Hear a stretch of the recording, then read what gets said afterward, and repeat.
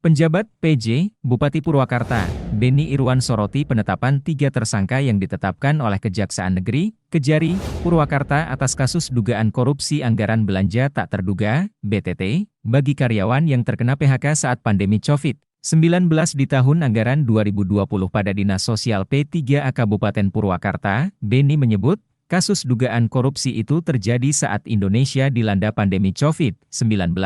Saat itu, Dinsos P3A Purwakarta seharusnya menyalurkan bantuan untuk karyawan yang terkena PHK. Ia menegaskan bahwa tidak ingin terjadi lagi tindak pidana korupsi di lingkungan pemerintah Kabupaten Purwakarta. Diketahui, salah satu dari 3 tersangka yang ditahan oleh Kejari Purwakarta merupakan aparatur sipil negara, ASN, yang masih aktif di Pemkab Purwakarta, yakni Asep Surya Komara. Beni menyampaikan, Pemkab Purwakarta akan mengikuti aturan yang berlaku dan ikuti penegakan hukum yang dijalani oleh Asep Surya Komara. Saat ditanya mengenai bantuan hukum terhadap ASN tersebut, Beni mengatakan, Pemkab Purwakarta akan memberikan dukungan terhadap jalannya penegakan hukum. Perlu diketahui, ketiga tersangka yang ditahan oleh Kejari Purwakarta adalah Tito Firman Hidayat, mantan Kadisnaker Trans Purwakarta, Asep Surya Komara, mantan Kadinsos P3A Purwakarta, dan Agus Gunawan, mantan Ketua Serikat Pekerja Seluruh Indonesia Purwakarta. Ketiga orang tersebut ditahan oleh Kejari Purwakarta pada Kamis, 21 September 2023, malam. Mereka ditahan usai diperiksa selama 8 jam.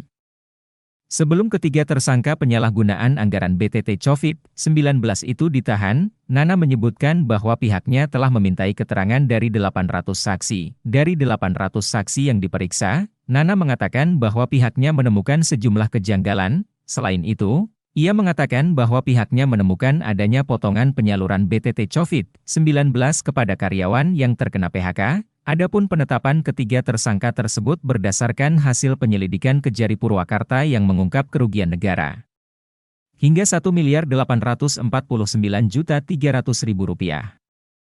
Semalam ada ASN ditetapkan sebagai tersangka kasus dugaan korupsi.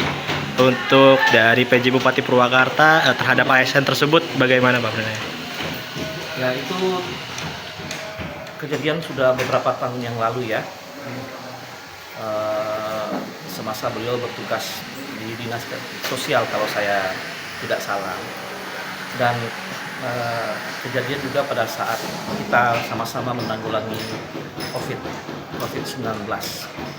Ada kebijakan untuk membantu masyarakat kita yang terdampak COVID, terutama ini yang terdampak adanya PHK, penghentian hubungan kerja di perusahaan-perusahaan karena dampak dari COVID yang secara ekonomi juga berpengaruh kepada kita semua. Dan pemerintah ada kebijakan waktu itu untuk membantu. Dan demikian juga halnya di Kabupaten Purwakarta, ada anggaran melalui anggaran biaya tidak terduga untuk membantu masyarakat kita yang terkena PHK tersebut. Nah, dalam prosesnya mungkin ada yang kurang pas ya. Yang saya maksud itu mungkin datanya yang tidak diverifikasi, pengalokasian anggaran mungkin yang kurang tepat sasaran dan lain-lain segala macam, sehingga menimbulkan dinamika dalam perkembangan. Nah, saat ini proses tersebut sudah berada di tangan teman-teman penegak hukum. Jadi kita ikuti bersama-sama, dan bagi saya selaku PJ Bupati yang baru tentu akan menjadi pelajaran untuk memberikan warning, peringatan kepada teman-teman yang lain di lingkup Pemda.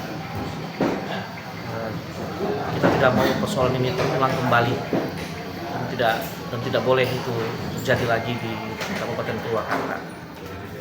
Jadi kita ikuti bersama proses yang sudah berada di ranah yang berbeda ya, di teman-teman penegak hukum. Saya pikir itu saja yang saya bisa itu. Untuk posisi ASN dan jabatannya sendiri seperti apa, Pak? Kita ikuti nanti aturannya, bagaimana aturan yang berlaku, kita akan tegakkan itu. Kita ikuti proses hukumnya, kita ikuti statusnya seperti apa nanti. Dari status itulah nanti kita akan menentukan kebijakan lebih lanjut untuk pembinaan dan pengawasan ASN yang bersangkutan. Jadi bersama-sama kita ikuti lah prosesnya. Ya, saya belum mau buru-buru karena baru diperiksa tadi malam. Nanti kan ada proses-proses apakah nanti akan ditetapkan sebagai apa dan lain-lain, nanti kita ikuti sama-sama. Itu nanti kita lihat untuk status kepegawaiannya seperti apa juga. Untuk dari pemerintah sendiri akan memberikan pertolongan bantuan hukum atau seperti apa? Ya, sebisa mungkin ya, namanya staf kita tentu akan kita support ya untuk bisa melaksanakan proses-proses yang sudah diatur oleh teman-teman di penegak hukum.